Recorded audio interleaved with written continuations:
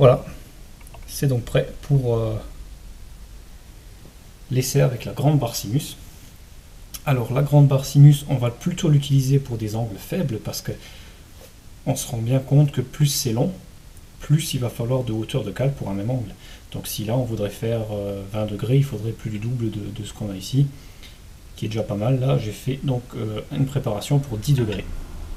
Donc exactement la même chose qu'avant, en utilisant 10 degrés et 300 mm comme c'est la longueur de notre barre sinus. Donc plus elle est longue, plus il va falloir monter haut pour le même angle. Par contre, plus on aura de précision sur l'angle.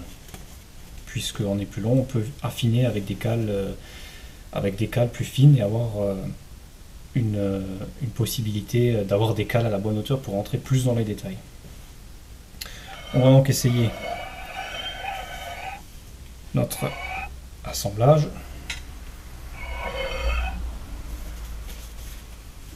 Et on va poser nos cales étalons en dessous.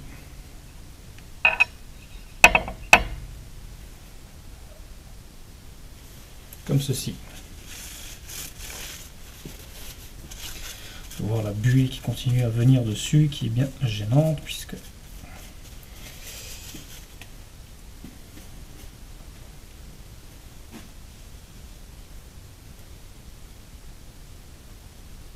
et on a ici une cale angulaire, cette fois à 10 degrés.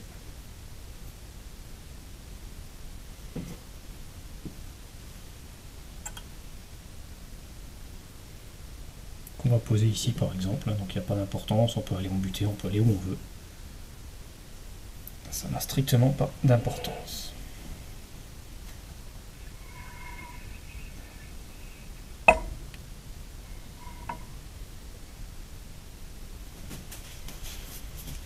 Et on va venir palper la surface avec notre comparateur.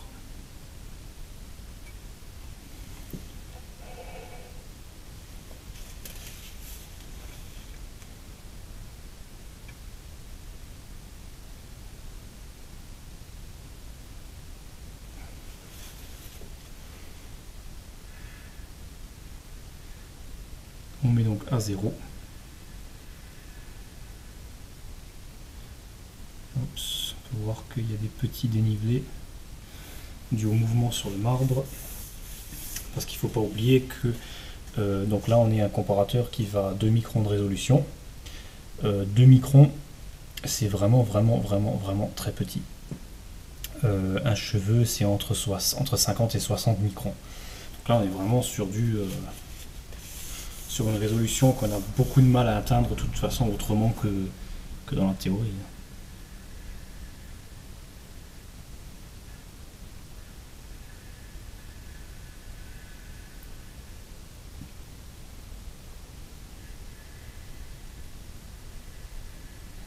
On remarque un léger mouvement qui se forme avec simplement la buée qui arrive dessus, donc c'est vraiment très embêtant d'avoir cette connerie de buée tout le temps.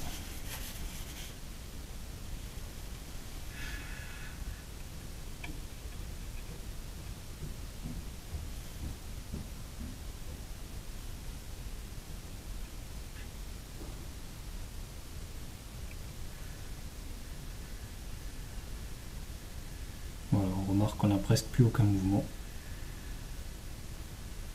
Donc on est vraiment pas mal. On a un très léger mouvement qui est dû à l'erreur de calcul, hein, donc vu qu'on rentre pas trop dans les détails. Voilà, on a donc vu le principe sur les barres sinus. On a pu voir donc la différence entre différents types de barres sinus. Hein. L'état de surface a un très fort impact sur la précision. Et dans la majorité des cas, là on a fait vraiment de la théorie avec un comparateur au micron. En général, on va utiliser un comparateur au centième qui sera largement apte à déterminer si on est bon ou pas. On va donc maintenant en venir à notre plateau magnétique sinus. On peut voir cette humidité ici, c'est incroyable. dû à la différence de température entre cette pièce et là où viennent tout le matériel. Alors on est bien à plat, on vérifie, on est bon. Et on va dans un premier temps venir palper la surface de façon simple, hein, disons juste pour donner notre planéité initiale. On va donc apporter le comparateur. Alors j'ai mis un comparateur au micron, cette fois en hauteur.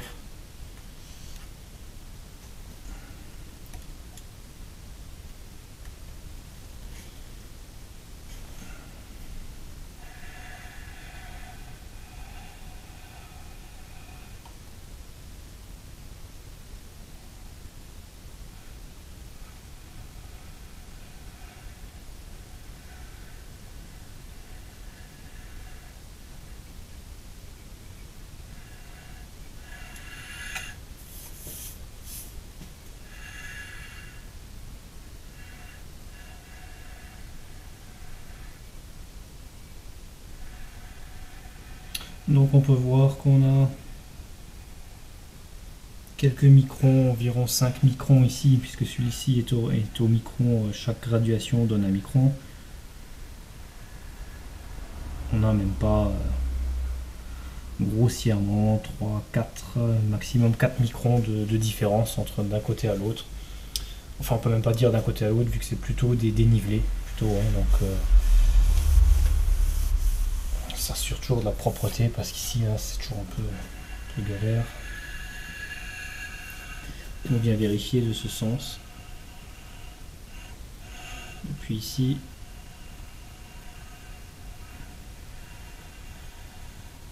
Et là on peut voir qu'on a vraiment beaucoup de dénivelé. On a 2 centièmes et demi d'un côté à l'autre. Et pourtant on est bien à plat. On va donc vérifier le nettoyage de notre surface en dessous.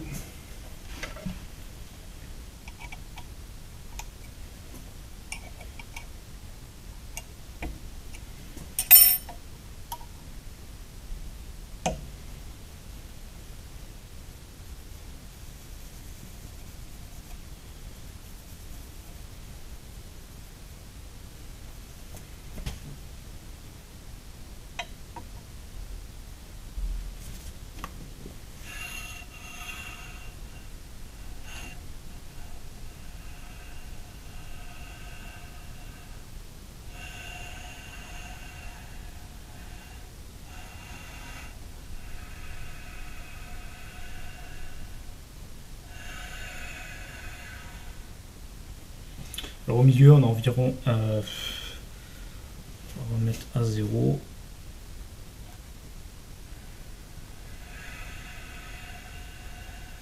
On a environ 1 centième au milieu.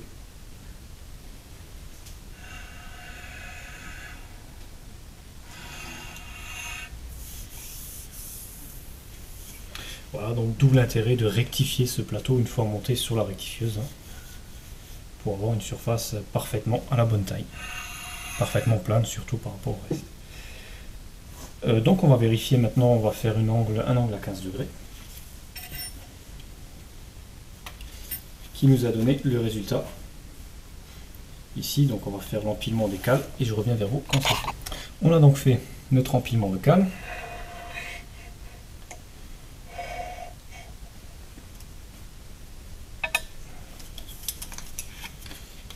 Là, on va ramener ça ici, faire une petite vérif.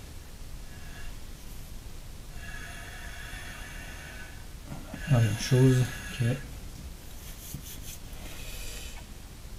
Et on va placer nos cales en dessous.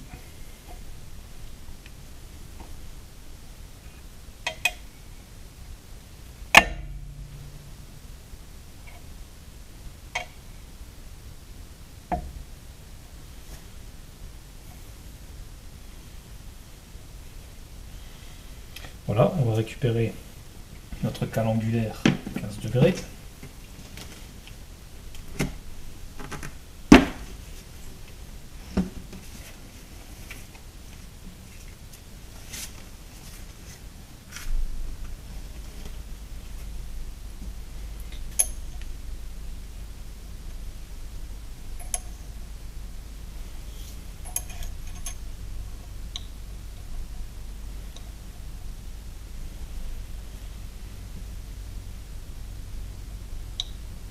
On peut bien sentir et déniveler, hein, c'est pas une surface très plane.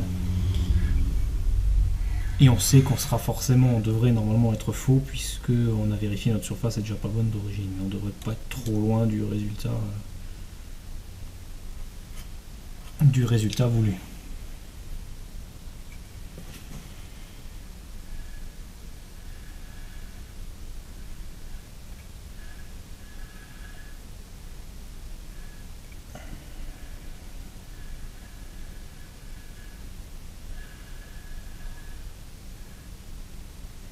Voilà, et on a un peu plus d'1 centième de dénivelé qui correspond à ce qu'on avait sur le plateau avant ça, tout simplement. Voilà, donc ce plateau, donc on peut le voir, de toute façon était bien rouillé sur le dessous, hein, donc il va nécessiter une rectification sur le dessous, puis sur le dessus. Et on peut voir que voilà, on a testé notre système de cale, notre théorie fonctionne. Donc c'est la théorie qu'on utilise pour vérifier notre plateau, pour utiliser notre barre sinus. Donc ça fonctionne. On va maintenant faire une dernière vérification sur ce plateau, qui est la vérification de la planéité de la surface là.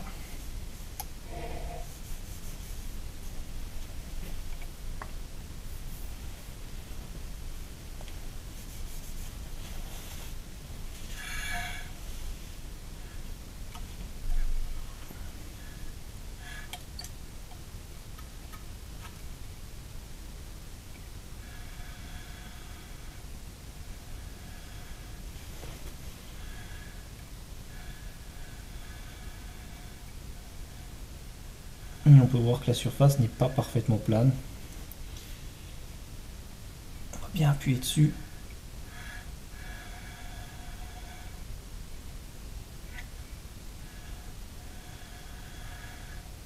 On a environ 5 microns de décalage de ce sens et 3 microns de ce sens. Alors qu'est-ce que ça nous dit? Ça nous dit que la surface du dessous par rapport à celle-ci devrait normalement être 100% parallèle, donc il y a une légère différence qui est due donc à l'état de surface du dessous. Donc on peut voir que cela donne une différence, mais que la différence principale vient donc pas du dessous, mais bien du dessus. Ce qui est normal vu qu'il était rectifié pour une autre rectifieuse, hein, pour une autre machine, qui était peut-être pas forcément très juste entre le parallèle de la table et de la broche, et qui est donc rectifié pour donner un parallèle par rapport à la broche. Donc on a simplement à faire la même chose sur notre rectifieuse, et on aura un plateau sinus parfaitement adapté, parfaitement ajusté et parallèle à notre table de la machine. Voilà, cette vidéo touche à sa fin, donc je pense que j'ai à peu près vu toutes les étapes pour l'utilisation, donc que ce soit d'un plateau magnétique sinus ou d'une barre sinus, hein, puisque c'est la même chose. Celui-ci ne nécessite pas de marbre, hein, bien sûr, vu qu'il a un plateau sur le dessous, mais pour la vérification il faut un marbre puisqu'on veut placer notre jauge ici, notre pied dessus pour palper. Et on a maintenant donc notre opération, notre théorie qui est détaillée. Donc je vous ai détaillé à peu près tout ce que je savais à ce sujet. Je pense pas avoir oublié quelque chose, mais si jamais vous avez des questions, vous avez des commentaires, surtout n'hésitez pas. Dans les commentaires en dessous de la vidéo, vous pouvez me poser vos questions. Si vous voulez la feuille des calculs barre sinus, hein, je peux vous l'envoyer. Il suffit de m'envoyer un message avec votre email, un message privé avec votre email, et puis je vous envoie ça par mail. Demandez-moi la feuille barre sinus et je vous ferai une copie. Voilà, surtout n'hésitez pas à vous abonner. Et comme dit, si vous avez des questions, des commentaires, n'hésitez pas. Merci beaucoup.